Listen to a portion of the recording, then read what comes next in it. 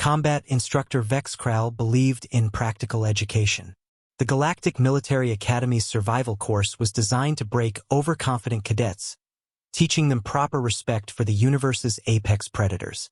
The final examination involved surviving 30 minutes in an arena with a Zarathian shadow beast, a creature from one of the galaxy's most hostile death worlds. Most cadets lasted 12 minutes before emergency extraction. The human cadet, Lieutenant Jake Morrison, stood calmly in the arena's center as the beast emerged from its containment chamber.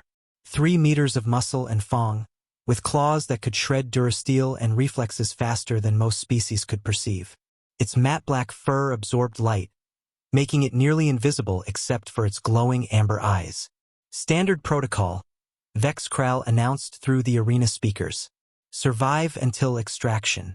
Do not attempt to engage the predator directly. Emergency beacon is on your belt. Morrison nodded, then did something that made every instructor in the observation deck question their understanding of human psychology. He sat down cross-legged and extended his hand toward the approaching predator.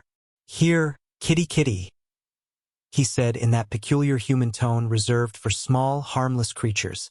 The shadow beast paused, its head tilting in confusion. This prey wasn't fleeing or preparing to fight. It was making soft vocalizations and presenting itself in a non-threatening posture. "Cadet Morrison," Vex Kral transmitted urgently, "that is not a domesticated animal. It is an apex predator from a Class 12 death world." "I know," Morrison replied cheerfully, keeping his hand extended. "But look at those ears. And those eyes. You're just a big kitty, aren't you?" The shadow beast approached cautiously, its predatory instincts warring with curiosity. This strange biped wasn't behaving like prey or threat. It was exhibiting patterns the creature couldn't categorize. Morrison began making a rhythmic rumbling sound deep in his throat.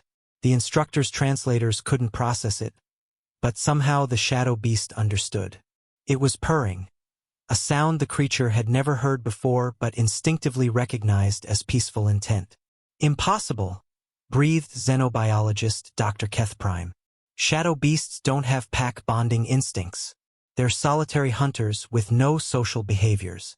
The impossible became horrifyingly real as the shadow beast slowly approached Morrison's outstretched hand.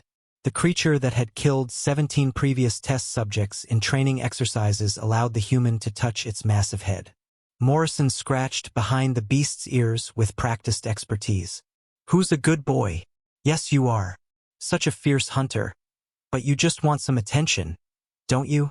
The shadow beast, a creature genetically engineered to be the perfect killing machine, began to purr. "Emergency protocols," Vex Kral whispered to, but Morrison wasn't finished demonstrating humanity's terrifying capabilities. He produced something from his survival pack, a small sphere that he threw across the arena. "Fetch!" The shadow beast bounded after it with enthusiasm that would have been comical if it weren't absolutely horrifying.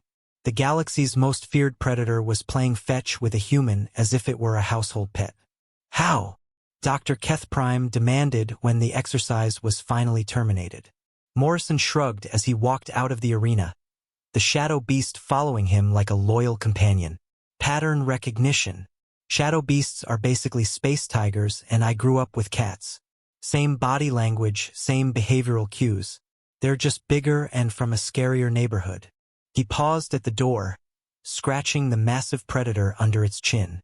The thing about apex predators is they're usually just lonely. Nobody wants to be friends with something that can accidentally kill you, so they never learn to be social. But if you approach them right, treat them with respect. The shadow beast purred louder, nuzzling against Morrison's shoulder. Most aggressive species are just misunderstood. The Academy immediately classified Morrison's technique and sealed the video footage. The galaxy wasn't ready to learn that humans could potentially domesticate anything, including creatures specifically designed to be undomesticable. The final note in Morrison's file was simple. Recommend immediate graduation and assignment to Xenobiological Warfare Division. Also recommend psychological evaluation to determine if subject Morrison understands the implications of his abilities. Morrison, for his part, was just happy he had made a new friend.